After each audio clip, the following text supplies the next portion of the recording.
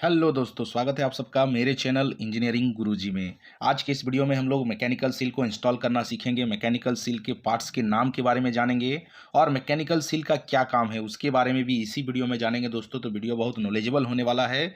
अगर चैनल में नए हैं और इस वीडियो को पहली बार देख रहे हैं तो अभी तुरंत चैनल को सब्सक्राइब कर लीजिए, साथ ही बेल आइकन को प्रेस कर दीजिए, जिससे आप लोगों को रेगुलर नोटिफिकेशन मिलते रहेगा दोस्तों। चैनल का मेंबरशिप अभी तक अगर आपने ज्वाइन नहीं किया है तो तुरंत जाकर चैनल का मेंबरशिप ज्वाइन कर लीजिए। करते हैं वीडियो को स्टार्ट, वीडियो में बने रहिएगा अंत तक। ये एक मैंने ड्राइंग बनाया है दोस्तों, इस तरीके का सेंट्रीफ्यूगल पंप रहता है। अब सेंट्रीफ्यूगल पंप में इस जगह को क्या बोला जाता है, ये वाला जो है ना स्टेफिंग बॉक्स है, इसको स्टेफिंग बॉक्स बोला जाता है। देखिए यहाँ पे लिख दिया मैंने। इस जगह पे मैकेनिकल सील इंस्टॉल होता है दोस्तों। मैकेनिकल सील इंस्टॉल क्यों किया जाता है, सबसे पहले इसको समझ लीजिए।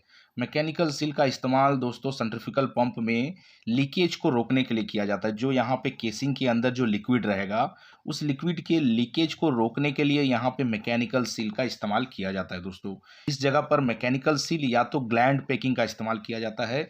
अगर ग्लैंड पैकिंग का इस्तेमाल किया जाएगा तो यहाँ से रेगुलर वाटर का ड्रॉपिंग होते रहेगा दोस्तों। और अगर मैकेनिकल सील का इस्तेमाल किया जाएगा तो यहाँ से पूरा लीक प्रूव हो जाएगा, यहाँ से कोई लीकेज नहीं होगा। मैकेनिकल सील का इस्तेमाल कौन से पंप में किया जाता है, जिस पंप में यहाँ से सोचिए कोई कॉस्टली लिक्विड को पंप ट्रांसफर कर रहा या तो कोई हार्मफुल लिक्विड को पंप ट्रांसफर कर रहा है, उस कंडीशन में उस पंप में मैकेनिकल सील का इस्तेमाल किया जाता है दोस्तों। नॉर्मल वाटर जो ट्रांसफर करता है पंप, उस पे ग्लैंड पैकिंग का इस्तेमाल किया जाता है। तो सिंपल सा आप लोगों को जानना है कि मैकेनिकल सील का इस्तेमाल लीक प्रूफ के लिए पंप में किया जाता है, लीकेज को रोकने के लिए मैकेनिकल सील का इस्तेमाल पंप में किया जाता है दोस्तों। अब मैकेनिकल सील के कुछ पार्ट्स हैं, इसको जान लेना है, आप लोगों को ये पता होना चाहिए। ये जो सबसे पहला पार्ट्स देख रहे हैं ये वाला, ये है स्टेशनरी पार्ट। ये वाला देखिए, ये स्टेशनरी पार्ट है। ये स्टेफिंग बॉक्स पर जाकर बैठ जाता है दोस्तों। स्टेफिंग बॉक्स पे बैठ जाता है, इस तरीके का ग्रुप कटा हुआ रहता है, यहाँ पे दिख रहा होगा आप लोगों को। यहाँ पे एक डाउल पिन बना हुआ रहता है स्टेफिंग बॉक्स पे, इसको प्रेस कीजिएगा तो इसके डाउल पिन पे जाकर बैठ जाएगा। यहाँ पे एक ओ रिंग लगा हुआ रहता है, ये वाला। ये ओ रिंग क्या करता है, इसके ऊपर से लीकेज को रोकने का काम करता है। ये जो स्टेशनरी पार्ट है, इसके ऊपर से लीकेज हो सकता है, ये तो बैठ जाएगा यहाँ पे स्टेफिंग बॉक्स पे, बट इसके ऊपर से लीकेज हो सकता है। उस लीकेज को रोकने के लिए यहाँ पे एक ओ रिंग दिया हुआ रहता है दोस्तों। ये ओ रिंग क्या करता है, ये ऊपर से लीकेज को रोक देता है दोस्तों। ये वाला जो पार्ट देख रहे हैं ये है रोटरी पार्ट, ये वाला पार्ट, इसको रोटरी पार्ट बोला जाता है। इस रोटरी पार्ट में एक स्प्रिंग लगा हुआ रहता है। ये वाला देखिए, एक स्प्रिंग रहता है, ये वाला एक कवर रहता है इस तरीके से। ये वाला इसका फेस मटेरियल है। ये जो दोनों फेस है, ये दोनों फेस इस तरीके से टच होके चलते हैं, रनिंग होगा रेगुलर। ये रोटरी पार्ट क्यों बोला जाता है ये भी आपको पता होना चाहिए। ये शाफ्ट के साथ घूमता है दोस्तों। ये वाला पार्ट जो है ना, ये शाफ्ट के साथ रेगुलर घूमते रहता है। और ये वाला जो पार्ट है स्टेशनरी पार्ट, ये एक ही जगह होल्ड रहता है, ये डाउल पे लॉक हो जाएगा और ये एक ही जगह रुका हुआ रहेगा। और ये जो रोटरी पार्ट है, ये शाफ्ट के साथ रेगुलर इस तरीके से घूमते रहेगा। और इसका दोनों का फेस जो है इस तरीके से देखिए टच रहता है, जिसका वजह से यहाँ से फेस से लीकेज नहीं होगा। फेस का जो लीकेज है वो बंद हो जाएगा दोस्तों। तो ये दोनों फेस जब टच कर जाएंगे तो यहाँ से जो लीकेज है वो बंद हो जाएगा। यहाँ से स्टेशनरी पार्ट का लीकेज बंद हो गया, क्योंकि यहाँ पे ओ रिंग लगा हुआ है, तो ओ रिंग का यहाँ से नीचे से लीकेज होना बंद हो गया। फेस, दोनों फेस टच होके चलते हैं इस तरीके से, तो फेस का लीकेज भी बंद हो जाएगा दोस्तों। अब ये हो सकता है मैकेनिकल सील के अंदर से लीकेज हो जाए, तो अंदर से लीकेज को रोकने के लिए अंदर में भी एक ओ रिंग दिया हुआ रहता है दोस्तों। इसके अंदर पे दिख रहा होगा आप लोगों को, यहाँ पे ये वाला ओ रिंग शाफ्ट में जाकर ग्रिप कर जाता है, या शाफ्ट में लगता है या तो स्लीव के ऊपर लगता है। ज़्यादातर जो मैकेनिकल सील है दोस्तों वो स्लीव के ऊपर ही इंस्टॉल होता है। कोई कोई ऐसा पंप रहता है जिसपे स्लीव नहीं रहता है, बट 90% पंप ऐसे रहते हैं जिसपे रोटरी पार्ट स्लीव के ऊपर ही इंस्टॉल होगा दोस्तों।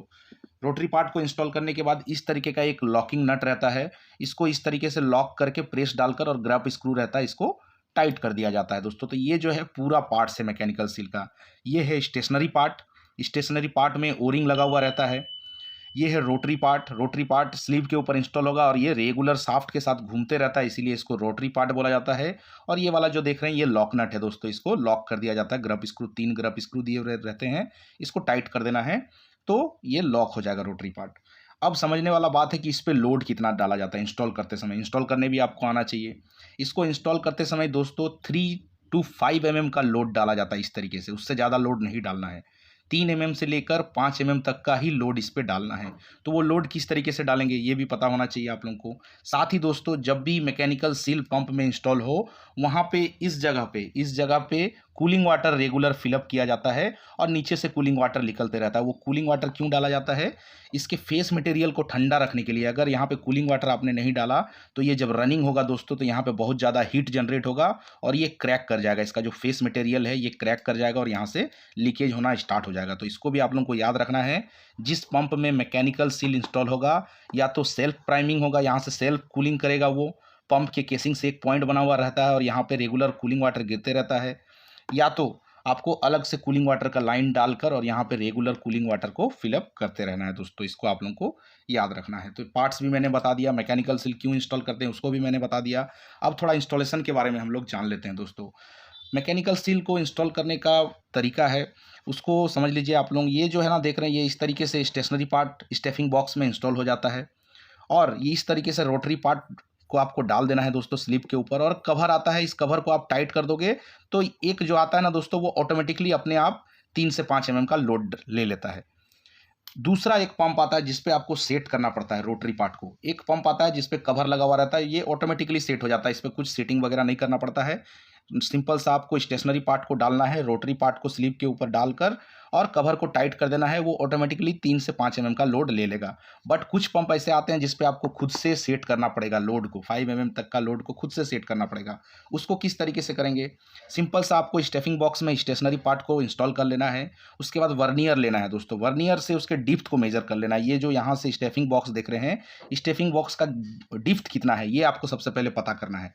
डिप्थ आपको पता चल गया, सोचिए स्टेफिंग बॉक्स का डिप्थ जो है वो 30 mm है। ये आपको क्लियर हो जाएगा जब आप मेजर करोगे। तो इसका एग्जांपल के लिए मैं बता देता हूँ कि यहाँ से यहाँ तक सोचिए, इस जगह से और इस जगह तक 30 mm है। ये यहाँ से सोचिए इसका फेस टच कर गया, तो हम लोगों ने इस तरीके से वर्नियर को डालेंगे। वर्नियर को डालने के बाद जब मेज़र करेंगे, यहाँ से लेकर यहाँ तक का जो मेज़र है वो सोचिए 30 mm आया, ठीक है। और इसका जो लेंथ है, रोटरी पार्ट का लेंथ भी आपको मेज़र करना है बिना प्रेस किए। तो इसका जो लेंथ है वो सोचिए 50 mm है। तो आपको क्या करना है, 50 से 30 को माइनस कर देना है। तो कितना आ जाएगा आंसर? 20 mm आंसर आ गया। अब हम लोग को 20 में से कम करना है। कितना कम करना है? 20 में से माइनस कर दीजिए आप 5। क्यों माइनस करना है? क्योंकि हम लोग को 5 mm का लोड डालना है दोस्तों, ठीक है। तो इसलिए 5 mm माइनस कर देना है। तो आ जाएगा कितना आपको? 15। कितना आ जाएगा दोस्तों? 15 आ जाएगा, 15 mm, ठीक है। अब आपको क्या करना है, यहाँ से यहाँ तक तो 30 था। अब यहाँ से आपको क्या करना है, मार्किंग करने के बाद स्लिप के ऊपर, और यहाँ से लेकर आपको 15 mm का और मेज़र कर लेना है। यहाँ से 15 mm का मेज़र कर लेना है और उसी 15 mm में आपको इसको रख कर और इसके लॉक नट को टाइट कर देना है दोस्तों। इससे क्या होगा, आपका जो 5 mm का लोड है वो ऑटोमेटिकली मैनेज हो जाएगा दोस्तों। किस तरीके से? क्योंकि इसका जो लेंथ है, इसका जो डिस्टेंस है वो 50 mm है। स्टेफिंग बॉक्स का हम लोगों ने डिप्थ मेजर किया 30 था, तो हम लोगों ने माइनस कर दिया 50 से 30 को, आ गया आंसर 20। अब 20 में हम लोग नहीं सेट करके इसको क्या करेंगे, 15 में सेट करेंगे। यहाँ से लेके 15 मेजर करेंगे। 20 में सेट कर देंगे तो इस पर कोई लोड नहीं रहेगा दोस्तों, ये सिंपल रहेगा। जब आप लोग इस पे 20 से 5 को माइनस कर दिया तो कितना आया?